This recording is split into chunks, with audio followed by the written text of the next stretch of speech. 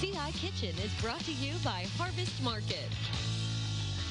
Well, summer has arrived, and so have fresh veggies at your local farmer's market. Here with inspiration to jazz up your salad is guest chef Anita Dukeman. Anita, summertime is the time that I just crave salad all the time.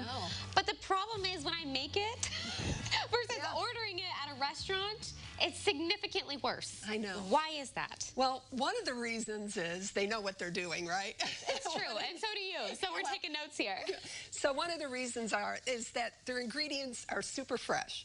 They get a shipment, it hasn't been sitting on the store shelf, and then from the store shelf to the refrigerator shelf for an unknown period of time before maybe we should do something with that lettuce.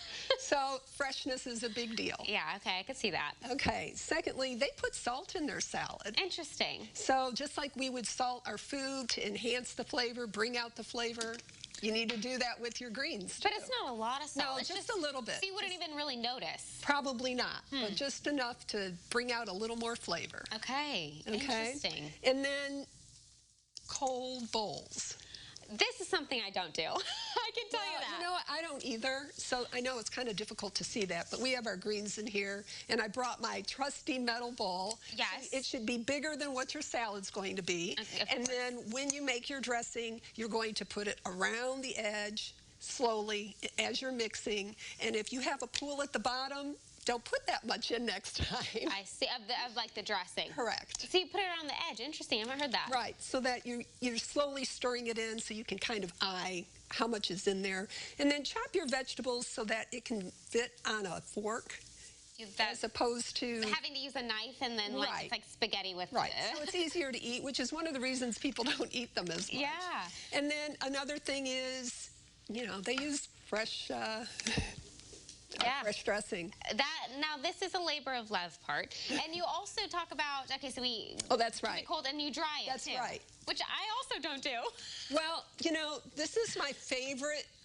I think it's a German brand or a Swiss brand, and it's my favorite salad spinner because the rest don't get them dry enough.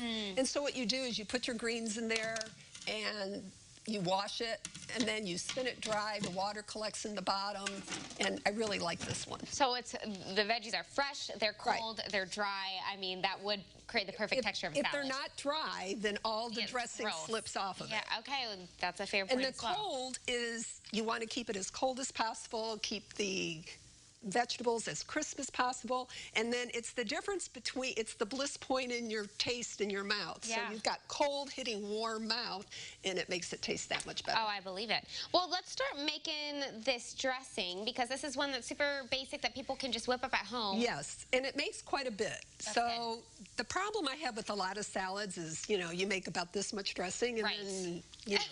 So this recipe makes quite a bit. It'll last you a couple of weeks, actually, in the fridge. So if you want to start pouring it in, and I'm going to use that beaker because, you know, I love my handy little mixer. Oh, yes, that handy little mixer is magical. And if you don't have one, you just mix it up. So that's red wine vinegar, and this will be a challenge for you. I know, I'm a little nervous. I think that I'm going to do the best you can. If I get a little oil everywhere. I usually use a measuring cup to do that. Yeah, so I should have brought that, shouldn't I?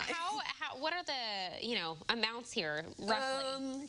Well, that was like about 1.5 cups. I think that was 1/2 cup. So you want a 3-to-1 ratio from oil to your acid or vinegar. Okay. And then I'm using white balsamic only because I think it looks better on a salad. Oh, fair. Just for looks. Yeah, aesthetics. But I actually prefer the darker flavor.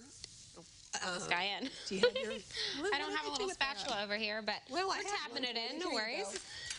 Oh, there we go. So then we have our Dijon mustard. I'm using that for a little bit of flavor and mostly to keep it together. So, you know, when you make your dressing, and even if it's a bottle dressing and you have to shake it all the time, this will keep it together once it's mixed.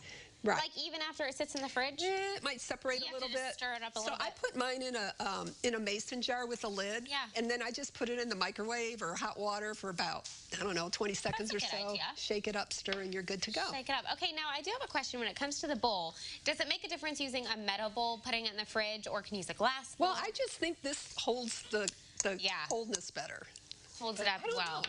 Yeah. I never really thought about it. Well, but so many. It's what I do, so that's what I brought. So then it must work well because you're sticking with it and you brought it to CI Living.